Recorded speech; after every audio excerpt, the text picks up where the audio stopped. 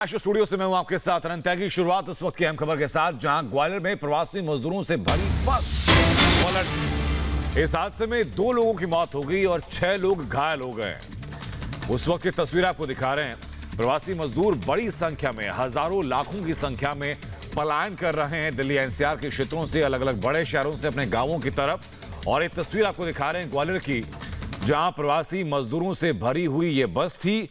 अचानक सड़क दुर्घटना के चलते ये बस पलट गई, जिसमें बड़ी संख्या में प्रवासी मजदूर बैठे हुए थे।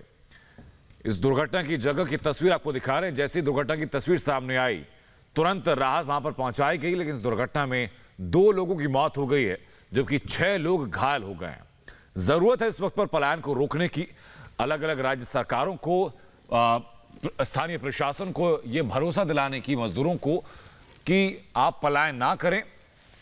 राशन की व्यवस्था, चिकित्सकीय सुविधा स्थानीय प्रशासन के द्वारा, राज्य सरकार के द्वारा मुहैया कराई जाएगी। ये वक्त नाजुक है। ऐसे वक्त में डर के मारे, शंकित होकर, आशंकाओं से भरे हुए अगर मजदूर वर्ग अगर पलायन करता है तो जरूरत है उनको रोकने की। और पलायन की तस्वीरें कहां तक पहुंच चुकी हैं, 5 अलग अलग तस्वीरें आपको बता रहे हैं। निजामुद्दीन बस अड्डे की पहली तस्वीर आपको दिखा रहे हैं। दूसरी तस्वीर आपकी गाजियाबाद बस अड्डे की है। तीसरी कौशाम्बी बस अड्डे की तस्वीर। चौथा आनंद विहार बस अड्डे की तस्वीर। और 5वीं मुंबई के लोकमान्य तिलक टर्मिनस की तस्वीर आपको दिखा रहे हैं। हर जगह लंबी कतारें इस वक्त मजदूरों की लगी हुई हैं, पलायन करने वालों की लगी हुई हैं। हजारों से लाखों की संख्या में मजदूर इस वक्त अलग अलग जगहों पर, चाहे वो बस स्टेशन हों, वो रेलवे स्टेशन हों, वो अलग अलग टर्मिनस हों, या फिर शुरुआत में आपने देखा कि साल 2020 में जब पलायन शुरू हुआ था तो पैदल भी मजदूर बड़ी संख्या में सड़कों पर निकल पड़े थे, साइकिल से निकल पड़े थे, अपने अपने वाहनों से निकल पड़े थे। स्थिति विकट थी उस वक्त पर। स्थिति बन चुकी थी कि अब हालात बेकाबू लगातार होते जा रहे थे, लोगों को रोकना मुश्किल हो गया था, लोगों का पलायन लगातार बढ़ रहा था। उसके बावजूद भी लोग रुके नहीं और वैसी तस्वीर बनती हुई अब दिखाई पड़ रही है।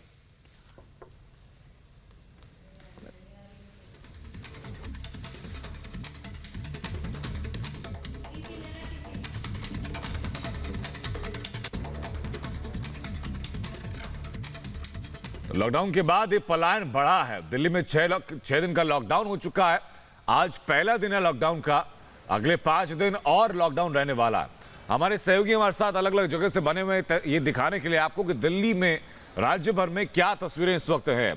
हमारी सहयोगी शिवानी हमारे साथ हैं, आनंद विहार बस अड्डे से लाइव जुड़ चुकी हैं, और अखिलेश राय हमारे साथ इस वक्त मौजूद है। सबसे पहले अखिलेश, मैं जानना चाहूंगा आपसे कि जहां आप मौजूद हैं, क्या तस्वीर आप वहां पर देख रहे हैं? क्या लोग उसी रफ्तार में पलायन कर रहे हैं? देखिए, हम आपको दिखाते हैं ये तस्वीर।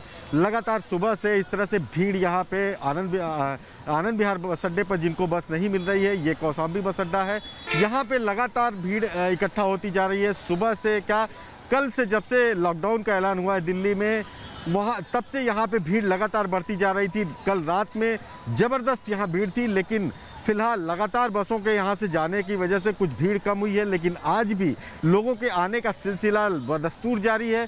लोगों से पूछिए कि आखिर वो क्यों जाना चाहते हैं। महज 6 दिनों का लॉकडाउन है, तो उनका सीधा सवाल है कि क्या भविष्य में लॉकडाउन नहीं होगा, इसकी गारंटी नहीं है। उनको सरकार के उस बात पे भरोसा नहीं है जिसमें सरकार ने कहा था, दिल्ली सरकार ने, कि उन्हें 6 दिनों के लिए सिर्फ लॉकडाउन लगा जा रहा है। उनके सामने समस्या ये है कि इसके बाद अगर रोजी रोजगार का प्रॉब्लम, संकट खड़ा हो जाएगा तो वो आखिर क्या करेंगे। वक्त है, मौका है, इस समय बसें चल रही हैं, इसलिए वो जल्दी से जल्दी घर जाना चाहते हैं।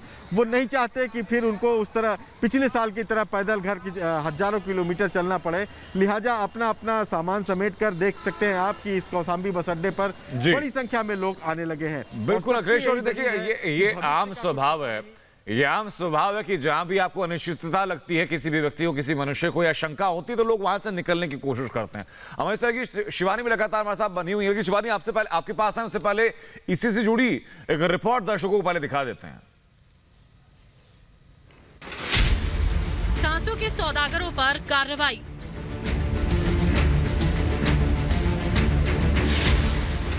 आगरा में प्रशासन की छापेमारी। कोरोना के बढ़ते मामलों की वजह से ऑक्सीजन की किल्लत हो रही है। ऐसे में प्रशासन कोशिशों में जुटा है कि अस्पतालों में ऑक्सीजन की आपूर्ति होती रहे। इस लिहाज से दूसरी जगहों पर होने वाली ऑक्सीजन सप्लाई को रोक दिया गया है। सिर्फ अस्पतालों के लिए ही ऑक्सीजन उपलब्ध कराने का आदेश दिया गया है। इसके बाद भी कुछ लोग हरकतों से बाज नहीं आ रहे। आगरा में जो ऑक्सीजन औद्योगिक इकाई में सप्लाई की जाती थी, उसे मरीजों के लिए देने के आदेश दिए गए थे। इसके बाद भी कुछ लोग औद्योगिक इकाई में ऑक्सीजन की सप्लाई कर रहे थे, जिस पर जिलाधिकारी प्रभु एन सिंह, एसएसपी मोनीराज जी सहित आला अधिकारियों ने 7 से 8 ठिकानों पर छापा मारा, जहां से बड़ी मात्रा में ऑक्सीजन सिलेंडर बरामद किए गए हैं। जितने भी इंडस्ट्रियल यूज की ऑक्सीजन है उसको तत्काल डाइवर्ट करके मेडिकल ऑक्सीजन में यूज किया जाए। हमारे जो ड्रग इंस्पेक्टर हैं पिछले 4 दिन से बहुत अच्छी मेहनत कर रहे हैं। इसमें सिटी में कंट्रोल बनाया गया है और इन्होंने जो यहाँ पे देखा, आके कुछ लोग ऐसे थे जो कॉपरेट नहीं कर रहे थे, तो यहाँ हमें और कप्तान साहब को आना पड़ा।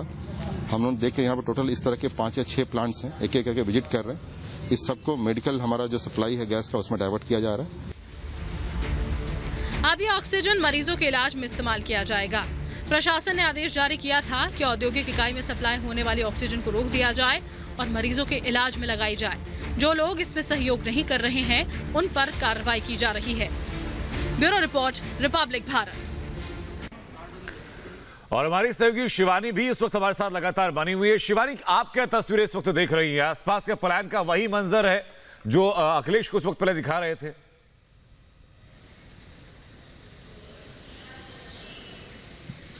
देखिए, मैं आपको बता दूं कि इस वक्त मैं वसंत विहार के मेट्रो रेलवे स्टेशन पे हूं और मेट्रो का भी हमने जायजा लिया, क्योंकि हम देख रहे हैं कि लॉकडाउन चल रहा है। लॉकडाउन में कल हमने रेलवे स्टेशन की सीधी तस्वीरें देखी थी और बस अड्डों की भी तस्वीरें देखी थी, लेकिन यहाँ पर जब हम मेट्रो स्टेशन की बात कर रहे हैं, ये वसंत विहार का मेट्रो स्टेशन है और यहाँ पर खास एहतियात बरता जा रहा है। डीएमआरसी ने लॉकडाउन के दौरान अपनी सेवाएं बाधित नहीं की हैं। यहाँ लोगों को आने जाने की अनुमति जरूर है, लेकिन पूरे जो कोविड प्रोटोकॉल्स है उनका पालन किया जा रहा है। यहाँ पर बिना मास्क के कोई नहीं आ सकता है। सोशल डिस्टेंसिंग होगी। जो मेट्रो रेलवेज के कोचेज हैं वहाँ पर सिर्फ 50% ही जो उसकी कैपेसिटी है उतने ही लोग रहेंगे। खड़े होकर कोई नहीं जाएगा। तो इस तरह के एहतियात यहाँ पर बरते जा रहे हैं। हालांकि लॉकडाउन है और ये भी चेक किया जा रहा है कि क्या वही लोग मेट्रो से ट्रैवल कर रहे हैं जो ऑथराइज्ड हैं इस लॉकडाउन में आने जाने के लिए।